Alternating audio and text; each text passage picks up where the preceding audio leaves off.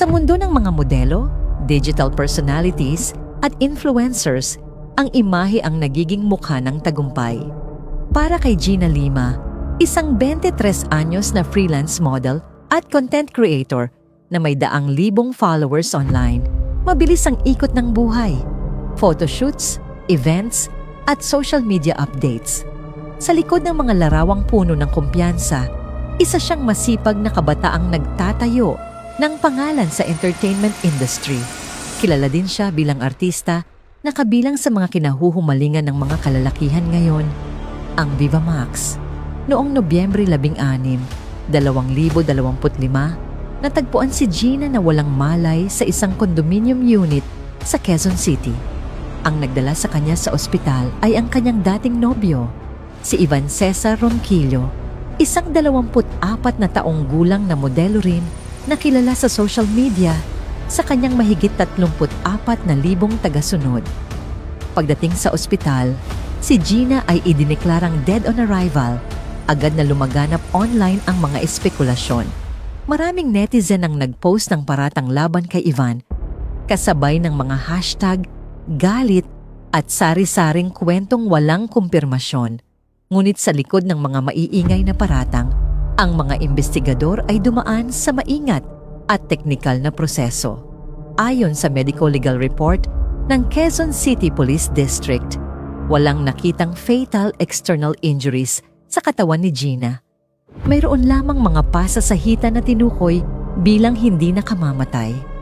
Natagpuan din ng forensic team ang organ congestion, kabilang ang pamamaga ng puso at likido sa baga. Mga indikasyong maaring konektado sa cardiorespiratory distress.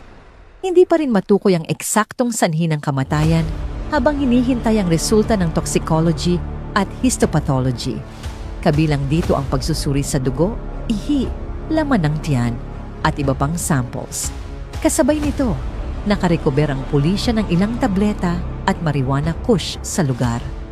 Batay sa salaysay, nag-inuman si Gina at Ivan noong gabi ng Nobyembre 15, natulog bandang tanghali kinabukasan. At nang magising si Ivan alas 8 ng gabi, hindi na tumutugon si Gina. Habang nagpapatuloy ang forensic investigation, sa social media naman, lumakas ang paniniwalang binugbog umano si Gina. Sa kabila nito, nilinaw ng QCPD na ang mga pasa ay hindi fatal at walang ebidensyang nagpapakita ng pisikal na pananakit. Si Ivan, ayon sa pulisya, ay isang witness, hindi suspect. 3 araw matapos mamatay si Gina, isa pang trahedya ang yumanig sa kaso. Noong Nobyembre 19, natagpuan namang walang buhay si Ivan Ronquillo sa parehong condominium unit. Ayon sa kanyang pamilya, napakalalim ng naging paghihinagpis niya sa pagkawala ni Gina. Pero isa pang dagok ang hindi umano niya kinaya. Ang matinding pambabatikos sa social media. Sa pahayag ng kanyang mga kamag-anak, isa sa mga maaring nagtulak sa kanyang pagbagsak ay ang walang tigil na paghusga, pag-akusa at pagbansag sa kanya online. Sa bawat post at komento, unti-unting nadurog ang isang kabataang hindi pa naririnig ang resulta ng investigasyon, ngunit hinatulan na ng publiko.